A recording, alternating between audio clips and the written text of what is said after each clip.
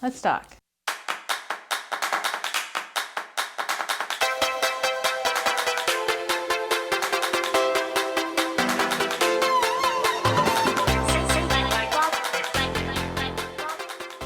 So I know that like whole title thing was like super, what they call it, like clickbaity. Deal with it. It's 2018. Clickbait still works. Anyway, I kind of wanted to get on here and discuss an issue that I'm working through, which is being a workaholic. Like, I know that sounds really trendy and cool and shit, but it's actually really like a nightmare. Like, I can't stop working. I find severe pleasure in working and organizing and prioritizing and attacking and conquering and shit, and that's not healthy. So you guys know what I'm talking about. I'll go ahead and start like a little farther back or explain what working means for me. So like, I get up in the mornings. I've been trying to like come up with a good morning routine that helps me be like a healthier person. But for the most part, I eat breakfast at my desk. I sit and eat lunch at my desk, and I tell myself I'll stop working at about 5 o'clock and really like be a normal person after that. And I eat dinner at my desk, and I stop working at about 10. And if I'm working on a manuscript, I might stop working at about like 12, and I get up around 8 or 9 and start all over again. Like, I will sit at my desk even when I'm not writing, just to prepare myself for when the writing is about to happen. Or I will edit in bed until about 2 o'clock in the morning and get up at 8 o'clock and do it all over again. And I mean, I love doing that, and that's really in short bursts, but the problem usually happens after I'm done editing a manuscript. That's when shit gets real. I will plan projects to do outside of my projects of writing. Like, I will plan, attack, and conquer things like eating healthy and batch cooking and getting my life together. I will plan the hell out of exercising. I will plan the hell out of everyone else's schedules. People will come to me with a problem or just like talk about like something that's like not right in their own working environment, and I will plan the shit out of how to fix all of that, even if like the person who needs to hear that isn't even in the room to hear it. Like, I am a planner and an attacker and a conqueror, and I love doing shit. And something I'm really bad at is not doing something. I mean, I plan self-improvement. In fact, I'm making a video about how much of a workaholic I am. So I'm technically working to talk about how much I work and how I need to stop. Now's not exactly the best time to have a meltdown, kid. I'm in the middle of filming. What was I talking about? Oh yeah, being like a workaholic. So like usually the first 6 days after doing like a really big overhaul in a manuscript or working on writing or something, when I turn something in or I'm going to let it sit for a while, the first week is great because I have all these projects that I'm doing. You know, like everything that I want to do, I make note of it and I start attacking and conquering those things. I clean my whole house. I batch cooked for the whole week. I mean, and I'm talking about like healthy shit. Like, you know, like we've got salad for days.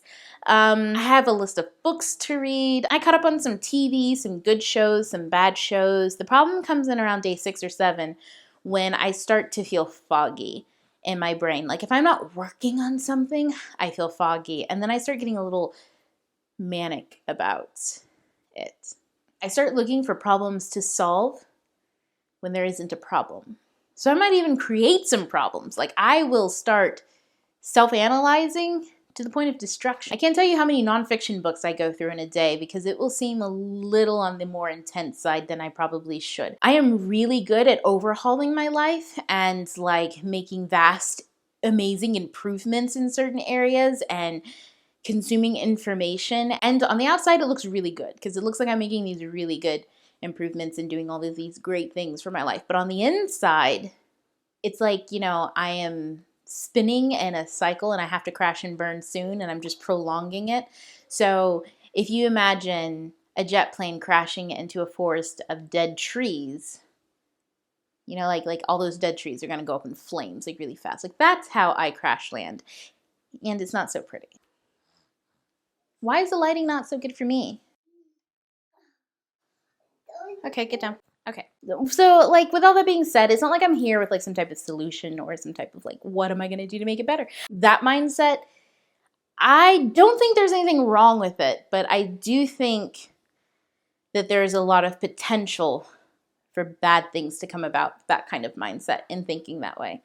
So I don't know. I don't even know why I'm making this video. Can you tell I hate being in this place? Like, I mean, if you've watched my videos before, you know how, like, super like kind of manic-y I am. And I love to say things and have a point and bring it all full circle. And here I am, half circle, like what the fuck is the point of what I'm even saying? I guess it's because I don't have a solution. You know, that's not necessarily a bad thing. I like working. And even though it's clearly my drug of choice, because I mean, guys, it gets bad. In fact, I'll tell you, I was giving my manuscript over to Susie to read and everything, and I'd cut quite a bit off of it. Like, this is like a really heavy revision, like hopefully the last revision. And I told her the story of my cousin who, when she was about 5 or 6 or 7, and I was like 8 or 9 or 10, she came down from Boston. And she had this, like, doll, and the hair was all, like, matted and shit like that. And I thought, being the older cousin, that I was gonna, you know, like, help her make this doll look prettier. I was gonna, like, give her a nice haircut so all the matted hair would be off. Because, you know, dolls in the 90s, the hair was just not, it wasn't good. And it was a black doll, so, you know, like, the hair was even worse. Because it just get matted, and you, like, couldn't brush it all the time, because then it just, anyways. So, like, we get back to my house, and me and all of our cousins were having, like, this slumber party, and I start cutting the doll's hair. And I'm not good with scissors. Like, even my son will tell you. Like, he literally, we read Captain Underpants, and my husband read, like, the beginning, and it's, like, you know, George and Harold, and I think George is the one with the bad haircut. And my kid goes, he has a bad haircut like me, because I cut his hair. Like, first of all, jugular, thanks, kid. But aside from that, like, I'm not good with scissors. And so I cut this doll's hair off, like, it got so bad, and to the point where I was using glue to glue the hair back onto the doll. Like, we were all laughing about it at the time, and, like, my cousin, she was a really good sport.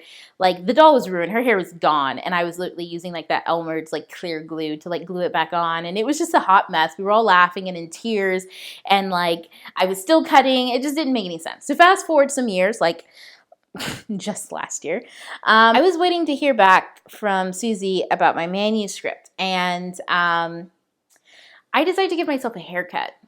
You already know, if my kid runs around and he's 4 saying that he's the kid with the bad haircut, and my cousin's doll looked like, I don't know, something out of Toy Story. You know that one kid, Sid, who's like fuck up all his sister's dolls? Like, that's what this doll ended up looking like. Like, you know that I probably shouldn't be allowed to have scissors.